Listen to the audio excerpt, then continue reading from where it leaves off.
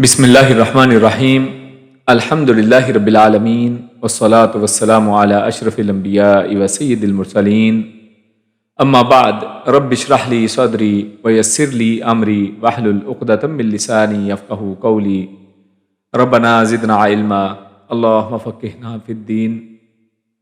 آج آسان لسان القرآن کے 35ویں سیشن کے اندر جملہ فعلیہ اور فعل ماضی یعنی پاسٹ ٹینس کو ہم پڑھ رہے ہیں، اور اس کے اندر آج ہم ایک نئی چیز پڑھیں گے کہ کسی بھی جملے کے اندر ایک ورب ہوتا ہے اور ایک کسی طرح سے ناؤن ہے۔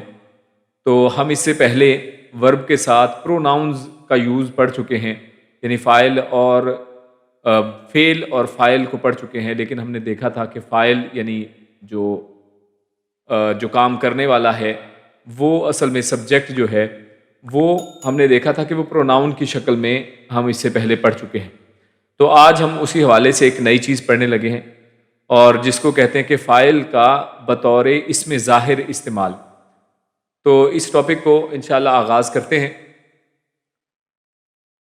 تو سب سے پہلے اللہ رب العزت سے دعا کر لیتے ہیں کہ اللہم لا سہلا الا ما جعلتہ سہلا وانت تجعل الحزن اذا شئت سہلا۔ اور سب سے پہلے جو ہم چیز پڑھتے ہیں، جس کو ہم پہلے دہرا چکے ہیں، پہلے پڑھ چکے ہیں، اسی سے آغاز کرتے ہیں تاکہ سمجھنے میں آسانی ہو۔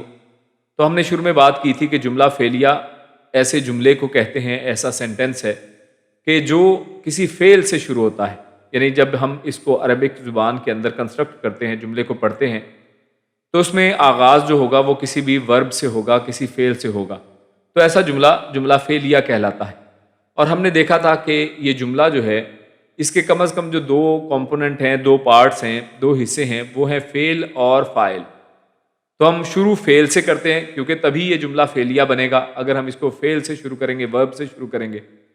اور پھر اس کے بعد اس کا دوسرا کمپوننٹ جو ضروری حصہ ہے وہ ہے فاعل، یعنی وہ کام کرنے والا کون ہے اس کا ذکر کرنا۔ اور اس حوالے سے ہم نے یہ بھی بات دیکھی تھی کہ جو فاعل ہے وہ حالت رفع کے اندر ہوتا ہے، اور اس حوالے سے ہم نے جو ابھی تک پڑھا ہے اس حوالے سے ہم نے یہ کیا تھا کہ فعل کے ساتھ اسی کے اندر ہم نے بات کی تھی کہ اس کے اندر ہی مرج ہوتا ہے، اسی کے اندر موجود ہوتا ہے اسم ضمیر یعنی پروناؤنز اس کے اندر ہی موجود ہوتے ہیں۔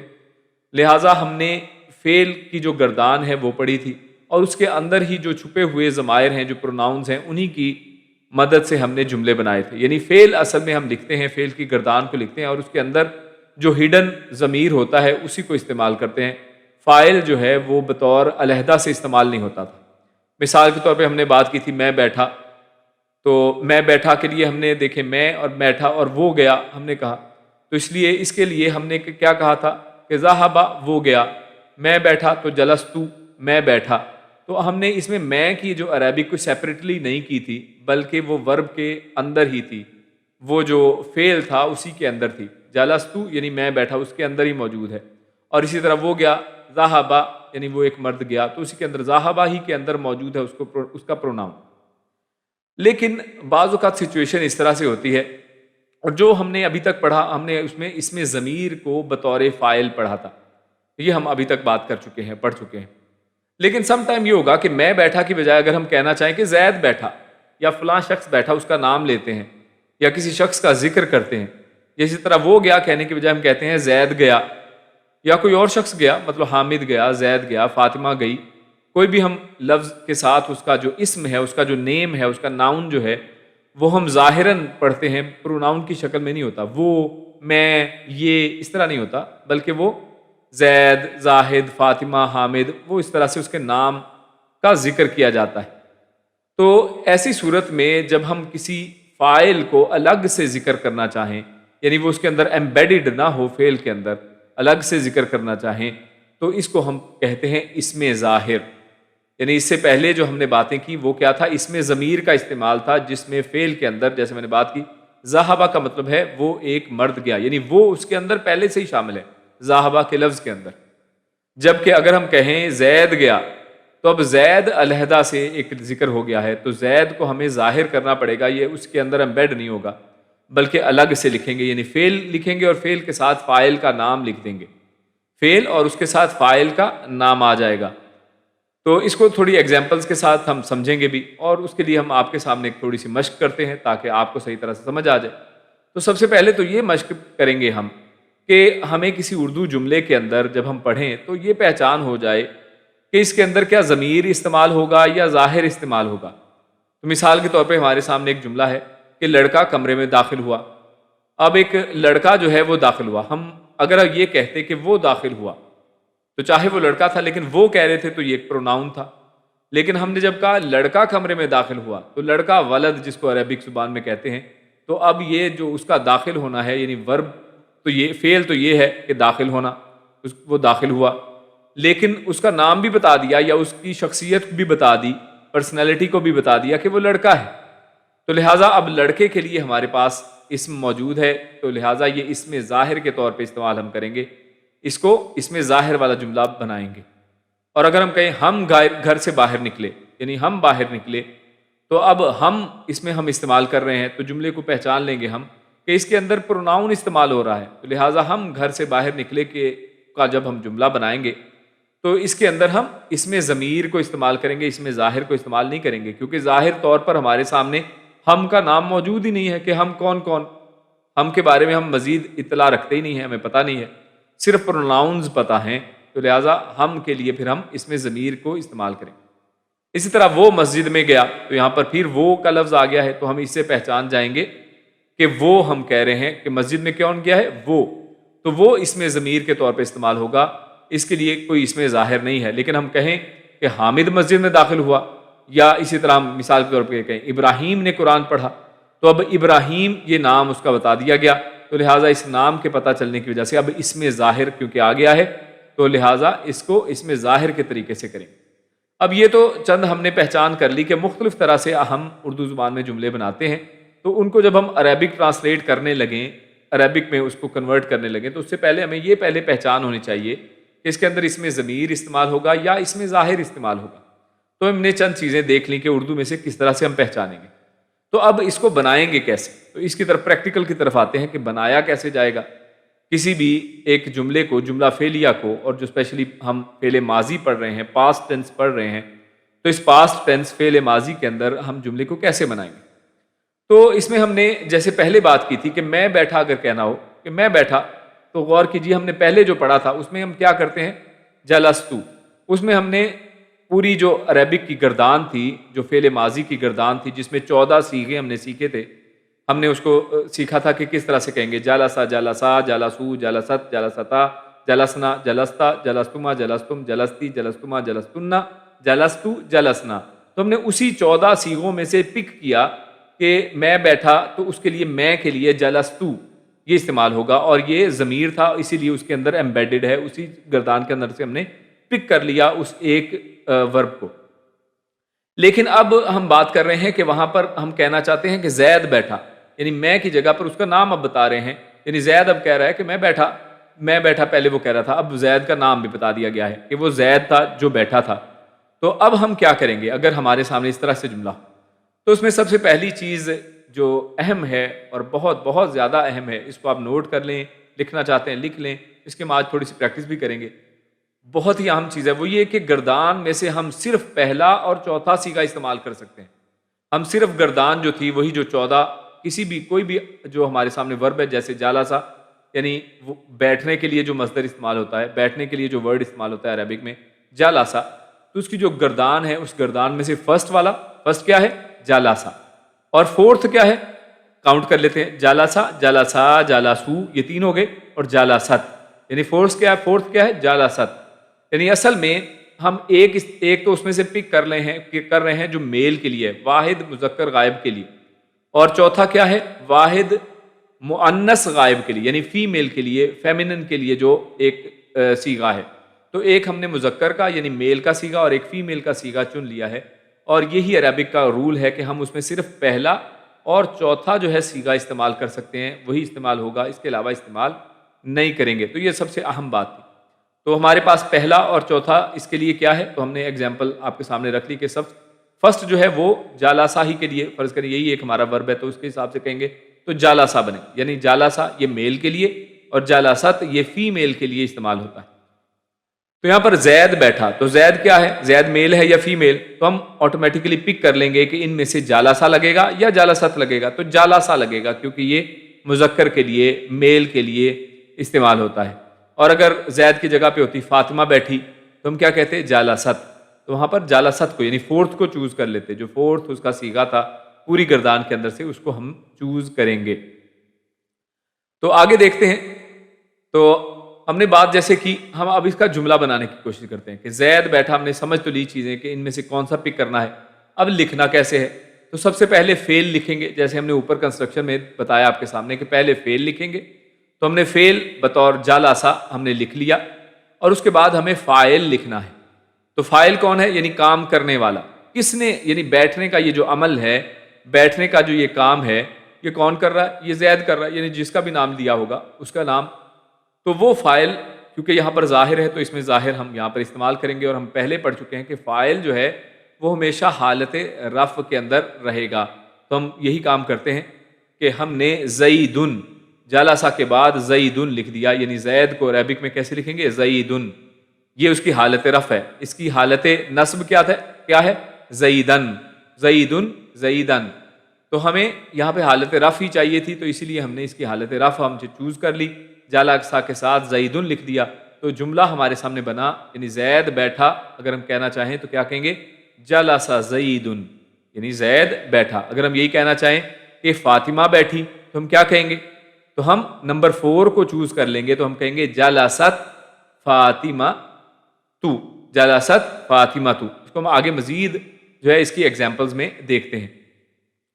تو اس کی مشق ہم تھوڑی سی کر لیتے ہیں۔ ہم نے بنانے کا طریقہ دیکھ لیا، ایک دفعہ دوبارہ اگر دیکھنا چاہیں کہ بنانے کا طریقہ کیا ہمارے سامنے آیا، کہ بہت سمپل ہے۔ ہم نے سب سے پہلے فعل لینا ہے، فعل میں مذکر مؤنث کو چیک کر لینا ہے کہ میل ہے یا فیمیل ہے۔ اگر میل ہے تو پہلا والا نمبر 1 جو گردان کے اندر سے نمبر 1 صیغہ چوز کر لیں گے، اور اگر وہ فیمیل ہے تو 4تھ جو صیغہ ہے وہ ہم چوز کر لیں گے، اور اس کے بعد اس فاعل کو، یعنی وہ جو کام کرنے والا ہے، جو شخص وہ عمل کر رہا ہے، اس کو حالت رفع کے اندر اس کے نام کو یا اس کی شخصیت کو وہاں پر لکھ دیں گے۔ ضروری نہیں ہے کہ نام ہو، مطلب یہ بھی کہا جا سکتا ہے کہ ڈاکٹر، اور اسی طرح نرس، یا اسی طرح استاد، وہ ساری چیزیں ہوں گی، آگے ہم مشق کے اندر، ایکسرسائز کے اندر چیک کرتے ہیں، دیکھتے ہیں۔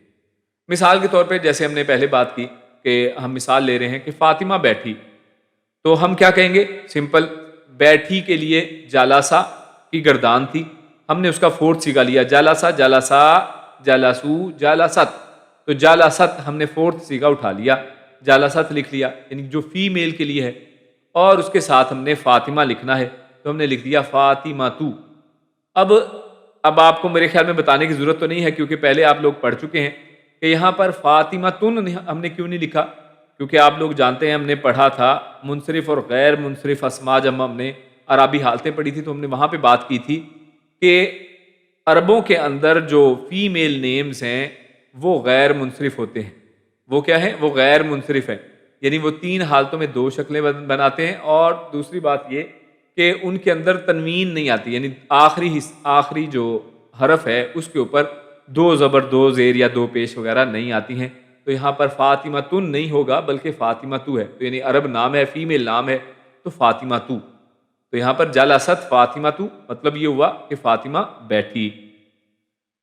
اس کے بعد ہم ایک اور جملہ دیکھتے ہیں، ہمارے سامنے ہے دخل معلم، تو اس کا ترجمہ آپ خود کرنے کی کوشش کریں۔ دخل یعنی داخل ہوا، یہ میل ہم نے یہاں پر چوز کیا، دیکھ لیں دخل، تو اس کی گردان کیا تھی؟ دخل، دخلا، دخلو، دخلت۔ تو ہمارے پاس 2 آپشنز تھیں، دخل اور دخلت، ان میں سے ہم نے کون سی لی؟ داخلہ لی۔ اس کا مطلب میل کی بات ہو رہی ہے، فوراً ہمیں پتہ چل گیا یہاں پر میل کی بات ہو رہی ہے۔ معلم اور تنوین اینڈ پہ آ گئی، معلمن ہم نے لکھ دیا۔ معلمن کا مطلب کیا؟ کہ معلم، سکھانے والا، استاد داخل ہوا۔ یعنی اگر ہمیں اردو دی جائے تو ہم عربک بنا سکتے ہیں، اور اگر عربک ہمارے سامنے آ جائے تو اب ہم آرام سے اس کا اردو ترجمہ کر سکتے ہیں کہ داخلہ کے بعد معلم جو لفظ آیا ہے، اہم بات یہ ذرا نوٹ کر لیں کہ ہمارے سامنے اب اردو نہیں ہے بلکہ عربک ہے، تو عربک میں فعل آیا، اور فعل کے فوراً بعد جو فاعل آیا ہے، جو جس نے کام کیا ہے وہ آیا، اس کی پہچان کیا ہے کہ واقعی یہ فاعل ہے یا پھر یہ مفعول ہے، یعنی جس پر کام ہوا ہے یہ وہ ہے، یا پھر فاعل ہے جس نے کام کیا ہے، یعنی داخل ہونے کا کام اس پہ ہوا۔ تو کیسے پتہ چلے گا؟ ہمیں معلم کی آخری حرف کے اوپر تنوین سے اور اس کے حالت رفع سے پتہ چلے گا۔ اگر تو یہ حالت رفع کے اندر ہے تو اس کا مطلب ہے کہ یہ فاعل ہے۔ ہم نے شروع میں رول پڑھا تھا کہ کہ فاعل ہمیشہ حالت رفع کے اندر ہوگا. تو معلمون ہمیں بتا رہا ہے کہ یہ فاعل ہے. اگر یہ معلمن ہوتا تو ہمیں پتہ چلتا کہ یہ مفعول ہے، یہ فاعل نہیں ہے بلکہ آبجیکٹ ہے، سبجیکٹ نہیں ہے بلکہ آبجیکٹ ہے. تو معلمن، اس کی یہ آواز، یہ شکل بتا رہی ہے کہ یہ اصل میں سبجیکٹ ہے، فاعل ہے، کام کرنے والا ہے. دخل معلمن، تو ہم نے اس کا ترجمہ کیا کیا؟ ایک استاد داخل ہوا. اور یہاں پر اہم نقطہ بھی نوٹ کر لیں ایک اور، کہ معلمن یہ تنوین ڈال کے ہم نے اس کو نکرہ لائے ہیں، یعنی یہ کامن ناؤن ہے. معلمن ہم نے بات کی تھی کہ جس کے اینڈ پہ تنوین ہو وہ نکرہ ہوتا ہے، وہ اسم کیا ہے؟ نکرہ ہے، یعنی وہ کامن ناؤن ہے. تو اس لیے اردو ترجمہ کرتے ہوئے ہم زیادہ تر اس کے ساتھ ایک کا لفظ لگائیں گے، یعنی ایک استاد داخل ہوا. یا پھر ہم کہہ سکتے ہیں کوئی استاد داخل ہوا، یعنی کوئی اسپیسیفک نہیں ہے، ہم کامن کہہ رہے ہیں کہ کوئی بھی استاد داخل ہوا. ہم یہ نہیں کہہ رہے کہ فلاں والا عربک کا استاد داخل ہوا، یا انگلش کا، یا میتھ کا، یا فزکس کا، کیمسٹری کا. ہم بلکہ ایک کوئی بھی استاد جو ہے تو ہم کہہ سکتے ہیں کوئی استاد داخل ہوا، تو اس کی بھی عربک بھی یہی ہوگی، دخل معلمن. تو یہ تنوین ظاہر کر رہی ہے کہ یہ عام کوئی بھی استاد ہے. تو اس کا ترجمہ ایک استاد کے طور پر بھی کیا جا سکتا ہے، اور کوئی استاد داخل ہوا، یہ دونوں ہم اس کے معنی کر سکتے ہیں. اب دوسرا معاملہ آ گیا. اب یہ ہے کہ ہم کہنا چاہتے ہیں کہ دو استاد داخل ہوئے، ایک استاد نہیں بلکہ دو استاد داخل ہو گئے، کوئی بھی دو ٹیچر داخل ہو گئے. تو اب ہم کیا کریں گے؟ تو اس کے لیے استاد کی دو استاد ہوں تو ہم کیا کہیں گے؟ معلمون کو آنی کی ساؤنڈ اس کے اینڈ پہ لگا دیں گے، تو معلمانی یعنی دو استاد. معلمون ایک استاد، دو استاد ہوں تو کیا کہیں گے؟ معلمانی. اگر زیادہ استاد ہوں گے کیا کہیں گے؟ معلمون. تو یہاں پر دو استاد کی بات ہو رہی تھی، معلمانی. اور شروع میں جو داخلہ ہے، اب یہ دو استاد ہے تو داخلہ کو کیا کریں گے؟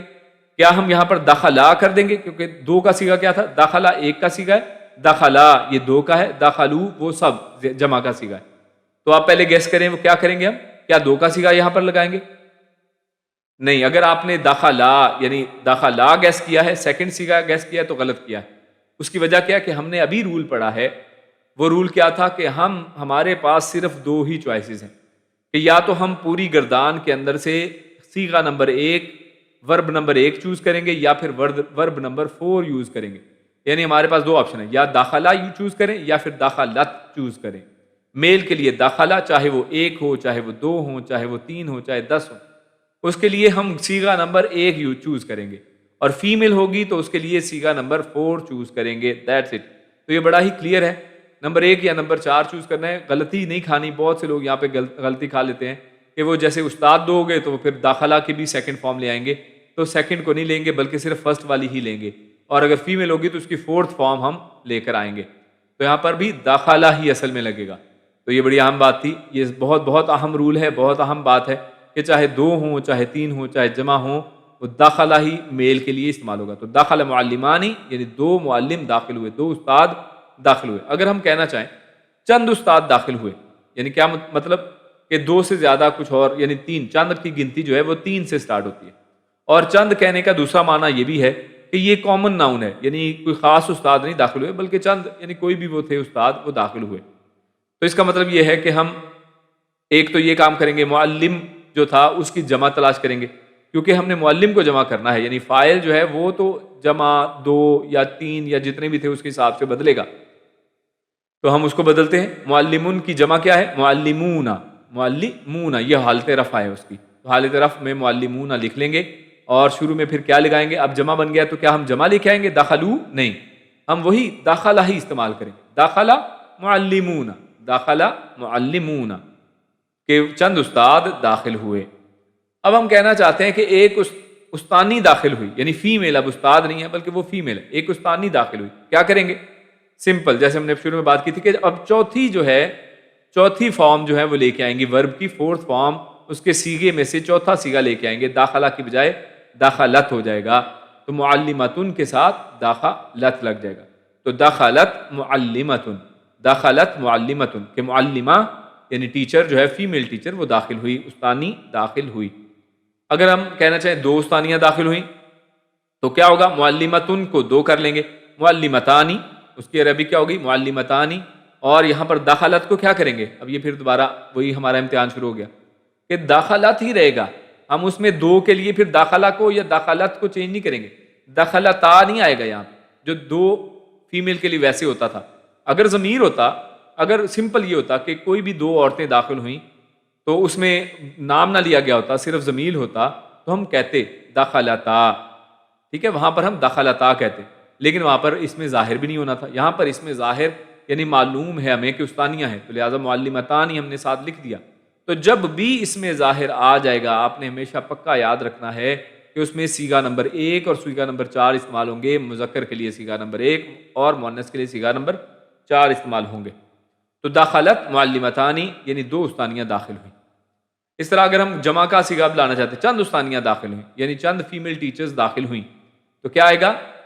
معلماتن، اور اس کے شروع میں کیا ہم لگائیں گے؟ داخلت، سیم وہی داخلت رہے گا. تو دخلت معلماتن، دخلت معلماتن. اب یہاں پہ ایک اہم بات اور سن لیں، یہ بڑی اہم ہے، نقطہ اہم ہے کہ ہم اردو میں غور کریں. ہم کہہ رہے ہیں ایک استاد داخل ہو، ہم نے شروع میں یہاں پر بات کی کہ ایک استاد داخل ہوا، تو وہاں پر ایک کا لفظ کہاں سے نکل رہا تھا؟ معلمن، معلم کے نکرہ ہونے سے، اس کے کامن ناؤن ہونے سے.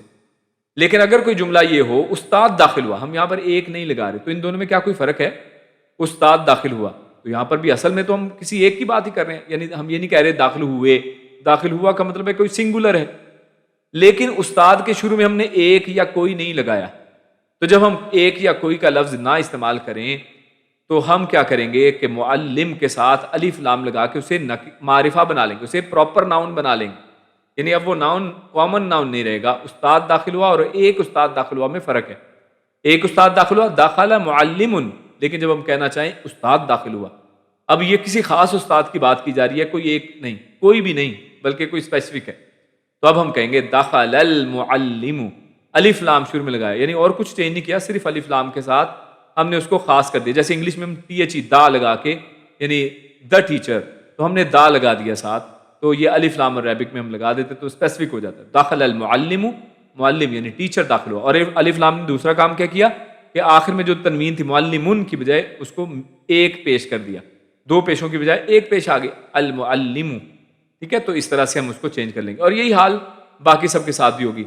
دخل المعلمان، دخل المعلمون، اسی طرح ہوگا.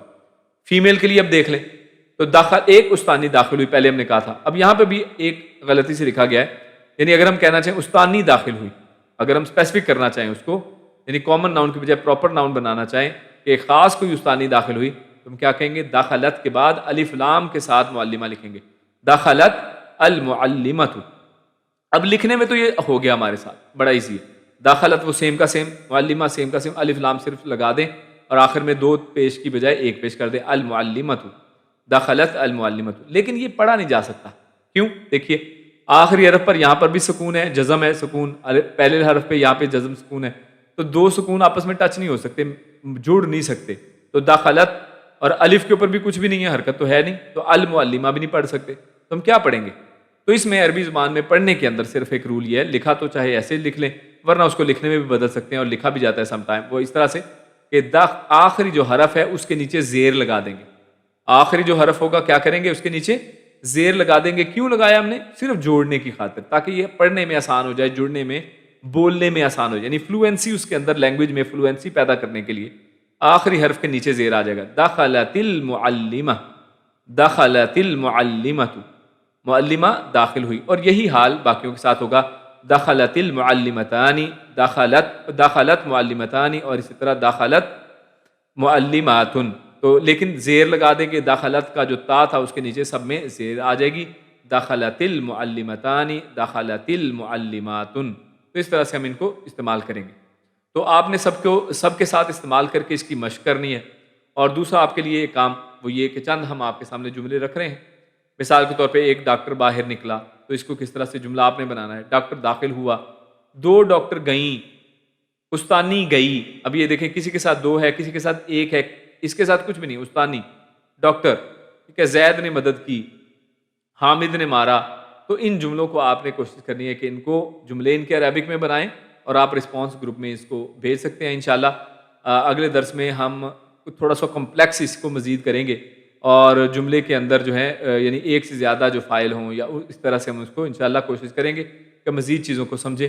اسی پر آج کا ہمارا یہ عربک کا درس ختم ہوتا ہے. جزاکم اللہ خیر و مبارک اللہ فیکم. السلام علیکم ورحمۃ اللہ وبرکاتہ.